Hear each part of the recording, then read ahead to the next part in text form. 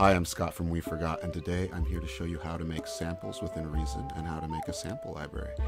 Somebody over on the Producer Dojo Facebook page was asking about how to make samples in Reason, and I've been a Reason user for about 7 years, so I know how to do that. And there are a couple different ways. It's really pretty easy, and it actually mimics, or there are a lot of similar features between Ableton and Reason, just with different names.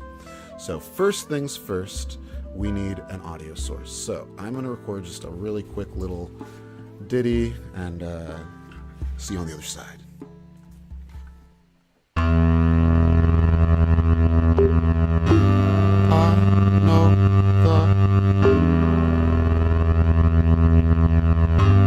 I found my home. Okay, so nothing special, just a little ditty. So the first thing that just happened is I went into this sort of by accident. So to get it into that weird lines where it's going to show the transient markers, or where it thinks the transient markers are, you would double click on a track and it's going to open up an audio track. If you double click on a MIDI track, it's going to open it up a MIDI lane, so you're going to have the keyboard and you can draw in MIDI notes. But anytime you double click on an audio lane, it's going to open up these three different choices. You have composition edit, which if you have multiple takes recorded on the same track, you can cycle through where the different ones come in. You have pitch adjust, so you can do a little bit of pitch adjustment from there. And then you have the slice mode. And so the slice mode is really handy in that you are able to sort of manipulate your sample that you made, and you can pull it to work more with the grid. So grid mode's really great on Reason because depending on how far you're zoomed in, you can click on different, any line that's built will be the grid point. So now these grids are 16th notes, now they're 32. The way that I'm doing that really quick is you can hold Command and you can press plus or minus, which is the same as in Ableton, but you can also hold down Command, and then on a Mac you can do the 2-finger scroll, right, left, or up and down, and you can zoom left and right, in or out, and you can go zoom horizontally or vertically also. So that's really handy when you're wanting to dial in your stuff, and you can sort of move stuff to grids. So maybe 32s is a little bit too much, but 8ths would probably be good. So I pulled that to the 8th, and it pulled the whole track, the whole sound wave in that direction. So you can do that and doctor it up. Maybe you just want to move a transient marker, so to do that you would hold down the option button and you'll get this little squiggly line, and you can move it around without manipulating the chord. Or you shouldn't be manipulating the chord. That looks like it sort of did. But technically that just moves it around without pulling everything.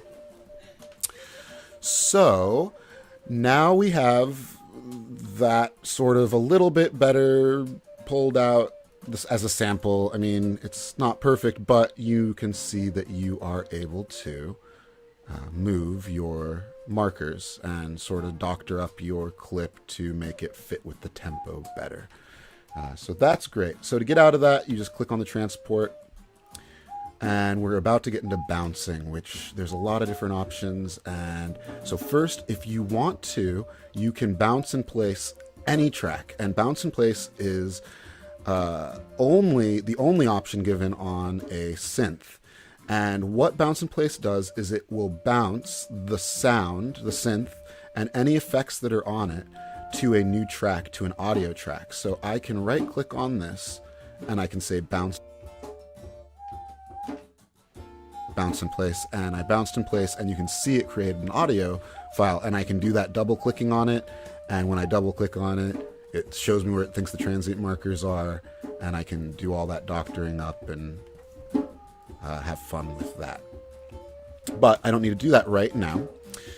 So when I right click on an audio track, and that would have been the same for this other one, I can go to bounce, and bounce in place is an option as it was for the other synth stuff. But with audio tracks, you also have the option to bounce a lot of other ways. So Bouncing the clip to a new sample is going to bounce it to a folder called the all self-contained samples. And something you should really do is go to your preferences and then go down to the bottom of the general preference and go to self-contained samples when loading from disk.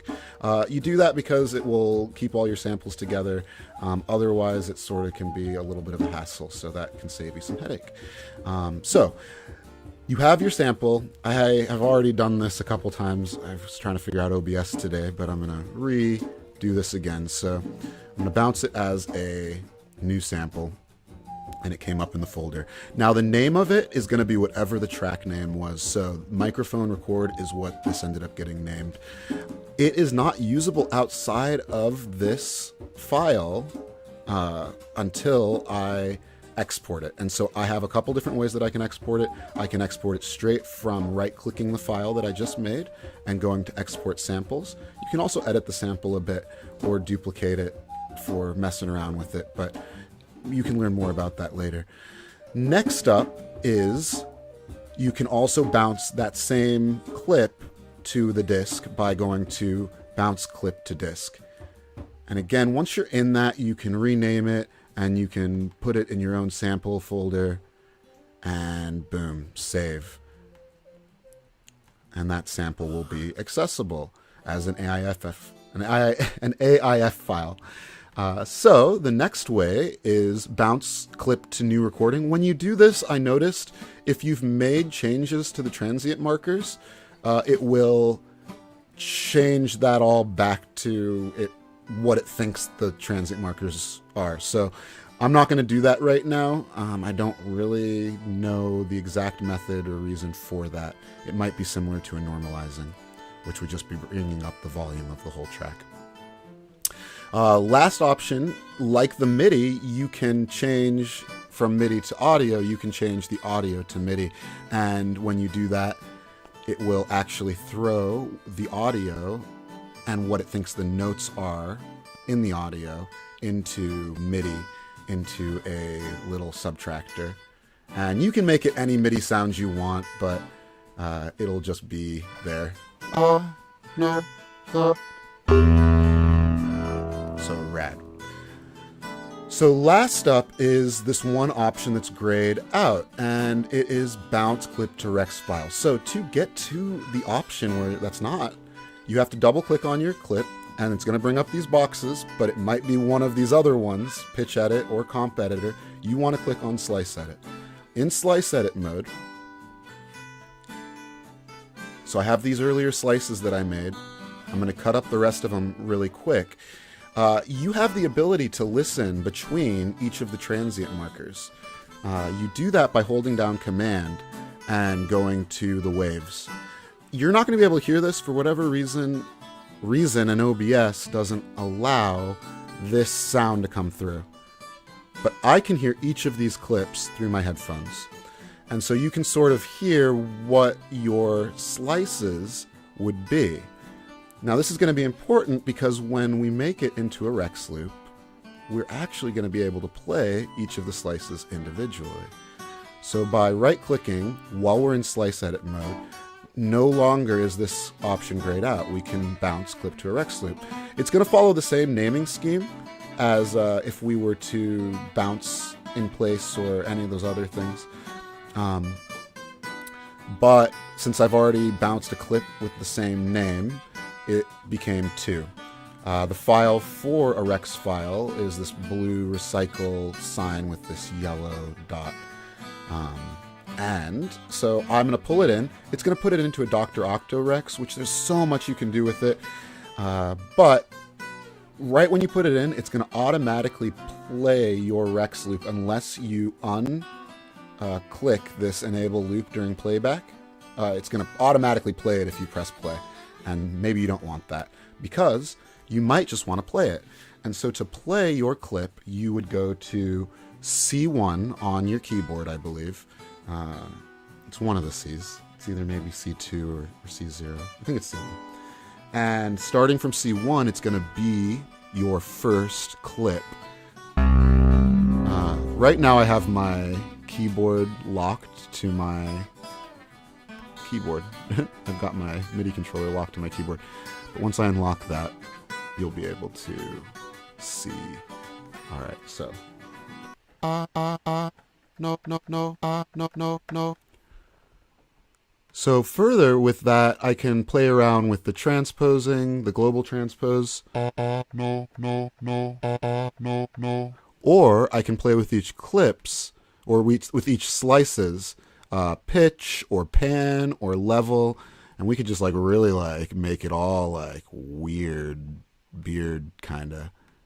I mean, I don't even know. This might just like blow up my speakers. I don't know. And this is globally changing the loop. So now if I hit play,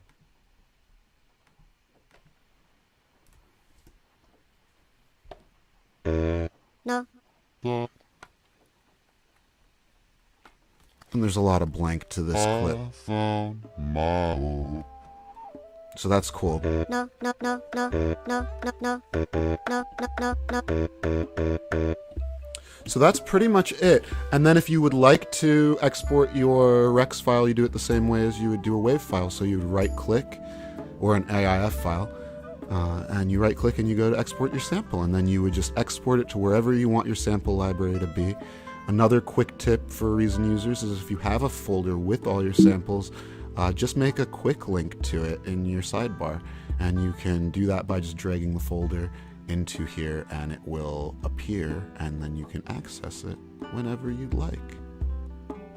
So anyway, I hope that this was helpful to you all, and I hope everybody's having a great RPM and February album writing month start. I am Scott from We Forgot, and if you have any more questions, I'm on SoundCloud at We Forgot, and I'm on Facebook and Instagram at We Forgot. So yeah, I hope to connect, and everybody keep making tons of new music. Yeah.